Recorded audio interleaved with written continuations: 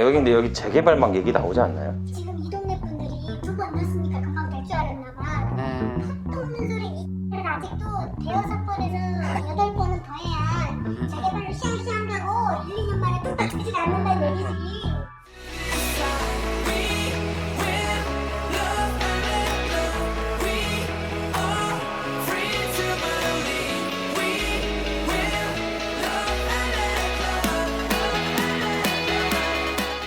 자, 반갑습니다. 대장 김상준입니다. 요즘 가장 많이 문의 주시는 것이 이사 부동산 대책 이후에 노후빌라를 취득 후 재개발이 된다면 현금 청산되는 거 아닌가요? 그럼 노후빌라 낙찰 후 재개발되면 큰 손해를 볼 수 있기에 투자하면 안 되는 거 아닌가요? 이런 식의 질문들이 많이 오고 있습니다. 그래서 오늘은 이사 대책 이후에 재개발 및 분양권 현금 청산 기준에 대해서 누구나 이해하기 쉽게 말씀드려 보도록 하겠습니다. 자, 오늘 영상은 필수적으로 중요하니까 끝까지 시청하시면 좋을 것 같습니다. 강북구 본동의 148번지에 위치한 다세대 빌라가 경매에 나왔습니다. 재개발 관련 핫한 지역에 나와 있는 경매 물건입니다. 감정가 100%대 누군가 낙찰받고 잔금을 납부하지 않아 대금 미납한 내용까지 있죠. 자, 우선 해당 빌라를 직접 방문해서 현장을 보면서 보다 자세한 사항을 전달드려 보도록 하겠습니다. 바로 현장에 나가보시죠. 드디어 물건지에 도착했습니다. 이 주변 일대가 전부 노후빌라예요. 보시면 아시겠지만 이 지역 주변이 전부 노후빌라라 어딘가 모르게 돈 냄새가 좀 나는 것 같기도 합니다. 우선 물건에 대한 자세한 스펙사항들 전달드려 볼게요.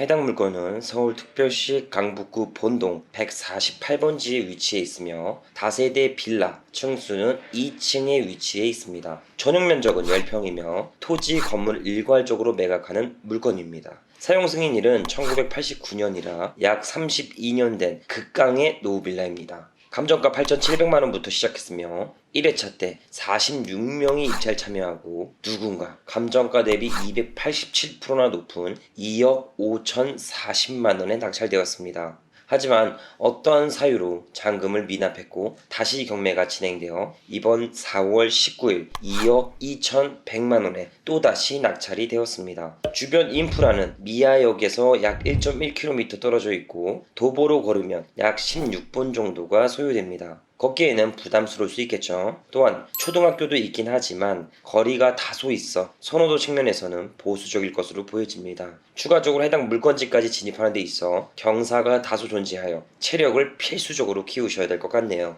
해당 강북구 본동은 공공재개발이란 이슈 때문에 소액 투자자들의 성지로 불리며 30대 젊은 층들이 손바꿈을 대거 실행했습니다. 원 조합원들은 미리 빠지고 젊은 층들이 대거 사들였다는 이야기가 되죠. 하지만 이번 4월 초에 공공재개발 후보지에서 보류됐습니다. 자, 여기서 보류라고 하면 재개발 안 되는 거 아니야? 이렇게 생각할 수 있는데 보류와 취소는 하늘과 땅 차이입니다. 예를 들어 공공재개발 후보지에서 취소되면 다시 신청은 안 되지만 보류되었다는 건 언젠가는 다시 진행할 여지가 높다는 거죠. 상승장의 기류는 어느 정도 유지되고 있는 추세입니다.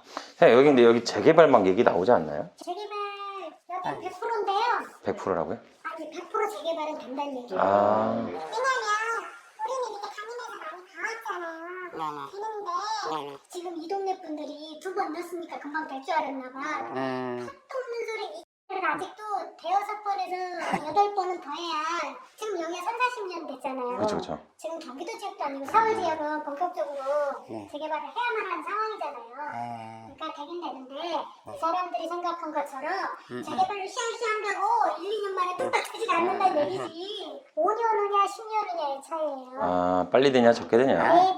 저희가 와서 입주민들과 옆에 같이 얘기도 해보고 중개사무실도 몇 번 방문해 봤는데 여기 보시면 재개발 찬성 동의서를 작성해 주세요 라고 해서 이렇게 곳곳에 걸려 있습니다. 근데 지금은 4월 초에 공공재개발에 대해서 보류가 됐기 때문에 현재는 공공재개발을 다시 추진하기보다는 조합원들이 민간 쪽으로 개발을 추진 예정이라고도 합니다. 그래서 통상 후보지에서 보류되면 해당 주택들이 하락 곡선을 좀 맞는 반면에 입주민들이 다시 계획을 막 재빠르게 추진 중이라 현재는 보합세나 약간의 상승 곡선을 좀 타고도 있어요. 이번 경매 물건도 재개발 예정 지역이라 감정가 대비 약 287%나 높은 가격에 낙찰된 이력도 있죠. 그때가 이 재개발 동의서를 받는 중이라 일정 부분 기대 심리와 풍선 효과로 인해 조금 고가 낙찰 받았던 것 같아요. 하지만 4월 초에 이 사업성의 한계를 좀 맞닥뜨려서 공공 재개발에 대한 보류가 되자 개발에 대한 풍선 효과는 꺼지고 현금 청산에 대한 압박도 받고 있어서 낙찰자분은 잔금을 납부하지 않고 보증금 870만 원을 이루어가면서 해당 물건을 포기했던 것 같습니다. 하지만 이번 4월 19일 또다시 누군가가 감정가 대비 254%나 높은 가격으로 2억 2천만 원대에 또다시 낙찰이 되었습니다. 현재는 재개발 후보지에서도 보류되었고 공공 직접 재개발로 인해 현금 청산 대상자가 될 수도 있는데 왜 이렇게 고가 낙찰을 받은 것일까요? 자세한 사항은 제가 사무실에 방문해서 최종적으로 총평을 전달드려 보도록 하겠습니다. 자, 이렇게 임장을 마무리하고 사무실에 방문했습니다. 우선 개발 행위에 따른 현금 청산의 기준을 명확하게 알고 있어야 합니다. 그래서 누구나 쉽게 이해할 수 있도록 팩트만 추려서 설명드려 보도록 하겠습니다. 현금 청산하는 개발의 유형은 이사대책에서 발표된 공공직접시행 재개발과 도심 공공주택 복합사업입니다. 공공재개발, 공공이 직접 시행해서 재개발하는 거 헷갈리시죠? 공공이 직접 시행하는 것은 공공기관에 소유권을 넘긴 다음에 우선 공급을 부여받아 추후 정산하고 새 집을 분양받는 형식입니다. 반대로 공공재개발은 일반 재개발과 비슷한 맥락입니다. 단지 시행사를 공기업이 맡고 시공은 일반 건설사도 가능하다는 거죠. 기존 조합이 하던 시행 역할만 공기업에서 한다는 이야기가 됩니다. 이렇게 말씀드리면 조금은 이해하시기 좀 편하겠죠?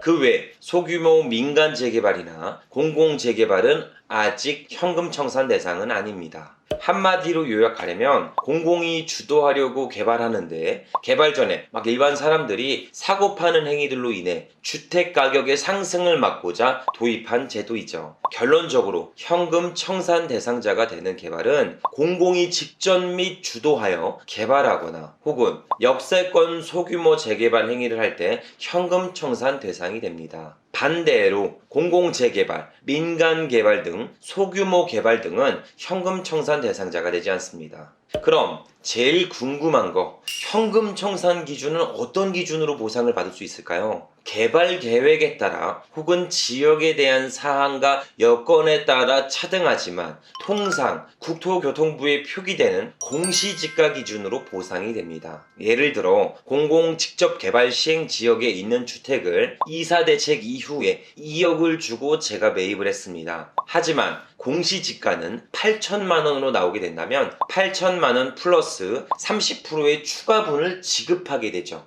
결론적으로 공시지가 8천만 원, 30% 추가분 2,400만 원을 더해 1억 400만 원의 현금 청산을 받게 되는 겁니다. 그럼 매입가 대비 1억 원 정도의 손해를 볼 수 있는 구조가 될 수 있어 필수적으로 인지하고 투자하셔야 됩니다. 하지만 현금 청산을 당한다고 하더라도 보상 시점까지 통상 5에서 10년 정도가 소요되기 때문에 매년 공동주택 가격이 상승하고 있어서 최초 매입 가격만 저렴하게 경공매로 매입할 수 있다면 일정 부분의 수익도 기대해 볼 수는 있습니다. 하지만 투자의 관점에 있어 장기간의 보유와 리스크 때문에 지양드리지는 않는 점 참고 부탁드리도록 하겠습니다. 요약해보면 강북구 본동에 있는 주택도 공공재개발 후보지에서는 보류되었지만 현재 민간 및 공공개발 관련해서 입주민들이 적극적으로 추진하고 있고 언젠가는 다시 시행될 수 있다는 풍선 효과로 인해 현재도 상승장의 기류는 어느 정도 유지되고 있는 추세입니다.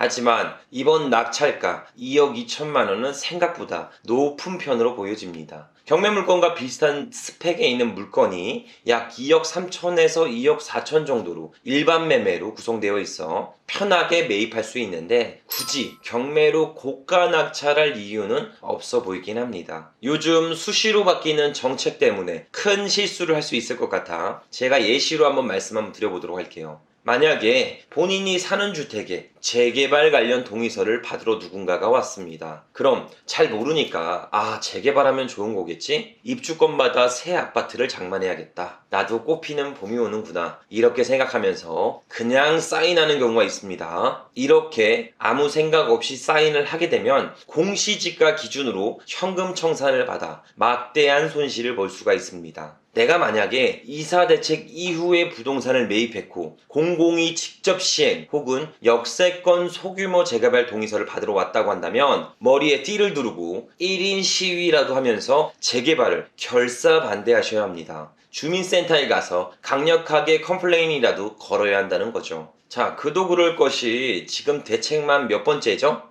최근에 LH 직원들이 개발 예정지에 토지를 보상 목적으로 투기를 한 내용들이 매스컴에서 많이 나왔습니다. 그런데 엉뚱한 부동산 대책이 이쯤에 또다시 나왔습니다. 자, 횟수로는 26번째 대책으로 투기 근절 및 재발 방지의 대책이 나왔죠. LH에게 질책을 가해야지 왜 26번째 대책이 나오는 건지 이유를 납득하기는 다소 어려울 수 있습니다. 이번 26번째 대책은 주택이 아닌 토지에 대해서 일정 규모가 넘어가면 자금 조달 계획서를 작성하게 하며 대출 또한 규제해야겠다는 내용이죠. 한 달이 멀다 하고 대책이 쏟아져 담당 공무원, 세무사, 중개인조차 헷갈려 하며 실제 서민들은 이런 대책과 정책을 정확하게 숙지하는 것이 더욱 이상한 현상이죠. 이렇다 보니 국민들은 부동산 정책 변경된 사실을 인지하지 못하고 종전법으로 인지하여 내 집 마련 혹은 자식들에게 집 하나 사주려고 부동산을 매입했는데 취등록세가 8에서 12%가 나오고 잔금을 내야 되는데 대출이 전혀 안 나오고 심지어 현금 청산까지 당하는 안타까운 일들이 빈번하게 발생되고 있습니다. 그러니 부동산을 매입하고 매도하는 가정은 보기 어렵더라도 최신 개정된 세법과 부동산 대책사항을 면밀하게 검토하여 피 같은 내 돈을 안전하게 지키면서 운영하셨으면 좋겠습니다. 자, 대장TV 카페에 매일 변경되는 세법과 부동산 대책안을 지속적으로 공지해드리고 있으니 부동산 매입 및 매도 시에는 꼭 참고하셨으면 좋을 것 같습니다.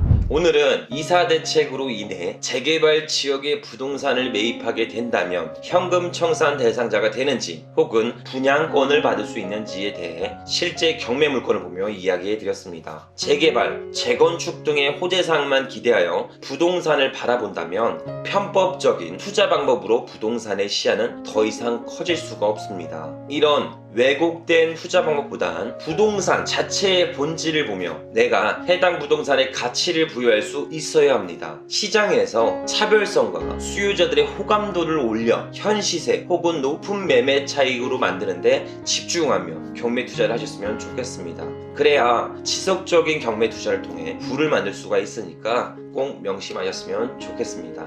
오늘도 긴 영상 시청해주셔서 감사드리며 항상 양질의 영상으로 보답드리도록 하겠습니다. 감사합니다.